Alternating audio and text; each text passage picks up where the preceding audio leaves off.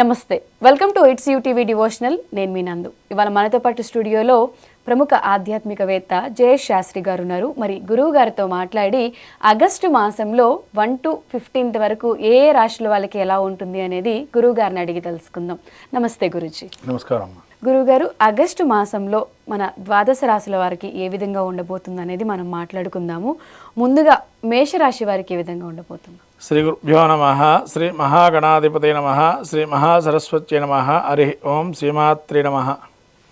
ముందుగా మనకు ద్వాదశ రాశులు పక్ష ఫలితాల్లోకి వెళ్తే ఆగస్టు మాసం ప్రారంభం 1 నుంచి 15వ తారీఖు వరకు గ్రహస్థితి ఏ విధంగా ఉంది తెలుసుకునేటప్పుడు మేషంలో ఎటువంటి గ్రహాలు లేవు. వృషభం ప్రస్తుతం ఖాళీగా ఉంది. తర్వాత మిథునంలో శుక్రుడు గురుడు సంచారం చేస్తున్నారు.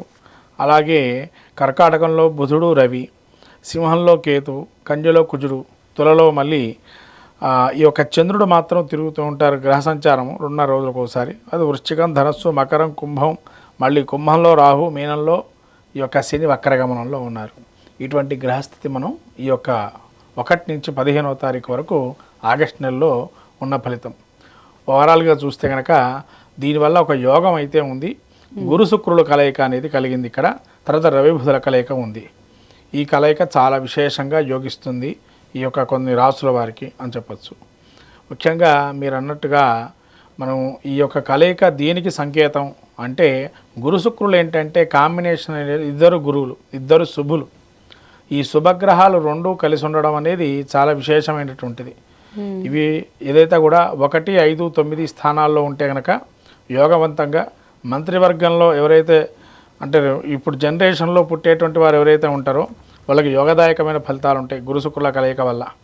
అలానే రవి బుధులు కూడా ఉండటం వల్ల వాళ్ళకి బుధాతిథ్య యోగంతో పాటు మంచి విద్యాబుద్ధులు నేర్పరి, మంచి ప్రాపంచికమైనటువంటి అనుభూతులు ఏవైతే సుఖానుభూతులు కావచ్చు, లేకపోతే శక్తికి సంబంధించినటువంటి విషయాలు అంటే సుప్రమసీ పవర్ అనేది ఏదైతే ఉంటుందో వాటికి అతీతమైన శక్తులు ఎలా పొందాలి అనే వాటి గురించి కూడా చాలా మంచి పరిజ్ఞానం ఉంటుంది పుట్టే పిల్లలకి.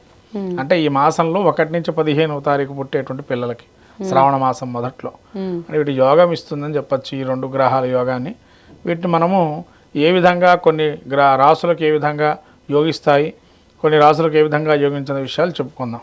ముఖ్యంగా శ్రావణ మాసంలో అందరికీ కూడా లక్ష్మీ కటాక్షం కలగాలని చెప్పి ప్రతినిత్యం కూడా ఆ లక్ష్మీ అనుగ్రహం కలిగి ప్రతి ఇంట్లో కూడా సిరి సంపదలు తొలతూగుతూ ఉండాలని చెప్పి కోరుకుంటూ శుభాకాంక్షలు తెలుపుతూ శ్రావణ మాసంలో మనం మొదలు పెడతాం ద్వాదశ రాశి ఫలితాలు. గురువుగారు, తులారాశి వారికి ఆగస్టు 1 నుంచి 15 వరకు ఏ విధంగా ఉండబోతుంది? అలానే ఎటువంటి రెమెడీస్ చేసుకుంటే బాగుంటుంది? తులారాశి వారికి ఈ యొక్క చూస్తున్నట్టయితే మనకు చిత్తా నక్షత్రం 3-4 పాదాలు, అట్లానే స్వాతి నక్షత్రం 4 పాదాలు, విశాఖ నక్షత్రం 2-3 పాదాలు తులారాశి.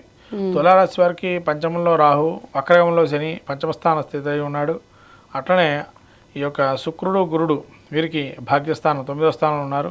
10వ స్థానంలో రవి బుధులు, తర్వాత ఏకాదశంలో కేతు, ద్వాదశంలో కుజుడు. ద్వాదశంలో కుజుడు ఉండడం వల్ల ధన నష్టం అయ్యే అవకాశం ఉంటుంది. యంత్ర పరికరాలు కానీ బండి మీద ప్రయాణం చేసేటప్పుడు కానీ జాగ్రత్త ఉండడం మంచిది. కింద పడే అవకాశం ఉంటుంది. తద్వారా స్వల్పమైన గాయాలు అవుతాయి, కానీ అది మళ్ళీ నుంచి కోలుకుంటారు కూడా. ఎందుకంటే కోలుకోవడానికి కూడా అవకాశాలు ఎందుకు ఉన్నాయంటే గురువు యోగప్రదంగా ఉన్నాడు కాబట్టి శుక్రుడు కూడా యోగాన్ని ఇస్తున్నాడు, శుభుడు.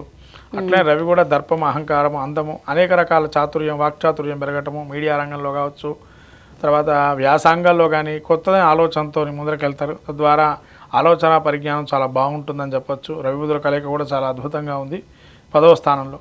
కాబట్టి రాజసమానమైనటువంటి గౌరవ మర్యాదలు పొందటము ఇవన్నీ కూడా యోగప్రదంగా ఉన్నాయి. కేతు వీరికి 11లో ఉన్నాడు.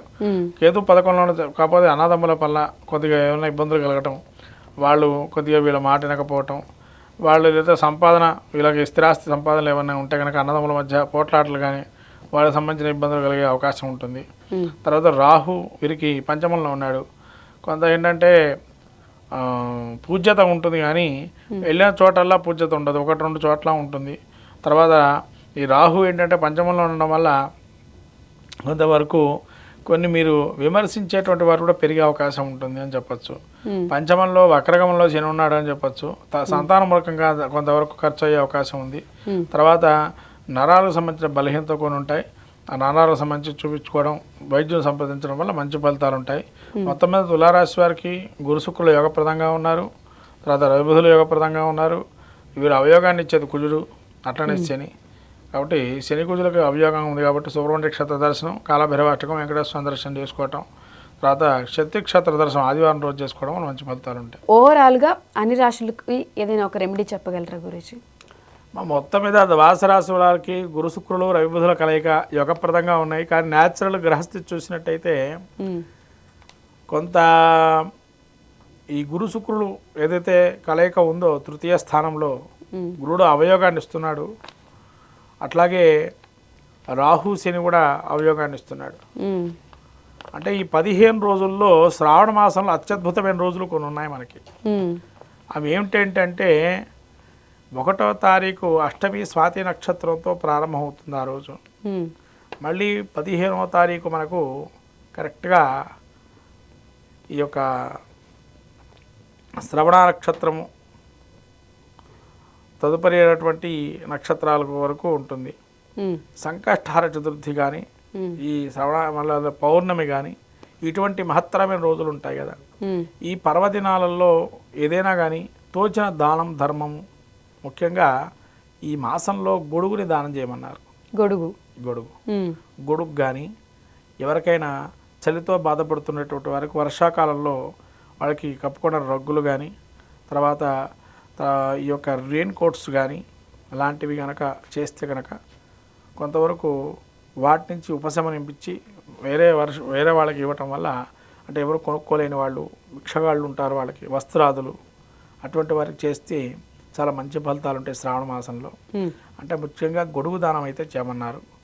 గొడుగు కనుక దానం చేస్తే, అంటే వర్షాకాలం కాబట్టి గొడుగు దానం చేస్తే కనుక విష్ణుమూర్తి ప్రీతి త్రివిక్రముడు అనుగ్రహం కలుగుతుందని చెప్పారు. ఇది ధర్మశాస్త్రంలో చెప్పబడింది. కాబట్టి ఈ లక్ష్మీ కటాక్షం కోసం కూడా ఎవరైనా శ్రీ సూక్త విధానంగా పారాయణం చేసుకోవటం, అనులోమ విలోమ పద్ధతిలో కానీ, తర్వాత లక్ష్మీదేవికి బిల్వపత్రాలతో ఆరాధన చేయటం ధనప్రాప్తి కోసం.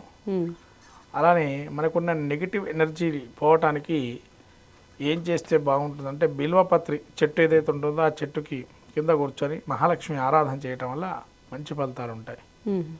ఈ విధంగా చేస్తే కనుక ద్వాదశ రాశుల వారందరూ కూడా ఎక్కడైనా నవగ్రహాలు దేవాలయానికి వెళ్ళినప్పుడు నవగ్రహాలు అక్కడ హోమగుండం ఉన్నా, లేతే ఎక్కడైనా సాయిబాబా గుడిలో ధుని ఉంటుంది, ఆ ధునిలో కూడా నవధాన్యాలు వేసి యథేకంగా 27 ప్రదక్షిణాలు చేసిన చాలా విశేషమైన ఫలితాలు ఉంటాయి.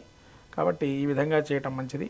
రాబోయే హయగ్రీవ జయంతి చిన్నపిల్లలకు ముఖ్యంగా చెప్పాల్సిన విషయం ఏంటంటే, విద్యార్థులుగా ఉండేటువంటి వారికి హయగ్రీవ జయంతి రోజున ఎక్కడ దేవాలయాల్లో వైష్ణవ దేవాలయాల్లో హయగ్రీవ స్వామి ఉంటే కనుక అక్కడ వెళ్ళి స్వామివారి యొక్క హోమంగాన్ని చేస్తే అక్కడ వెళ్ళడం మంచిది. సరస్వతి లేహ్యాన్ని ఎవరైనా అవకాశం ఉంటే ఆయుర్వేదిక్ మెడిసిన్ తీసుకునేటువంటి వారు ఎవరు ఉంటారో ఆయుర్వేద లేఖ్యాన్ని స్వామికి సమర్పణ చేసి అది తీసుకోవటం వల్ల కూడా ఆ స్వామి అనుగ్రహం వల్ల మందబుద్ధినిచ్చి విద్యార్థులు మంచి దశలో ఉంటారు అని చెప్పచ్చు. ఓకే గురుజీ, ధన్యవాదాలు.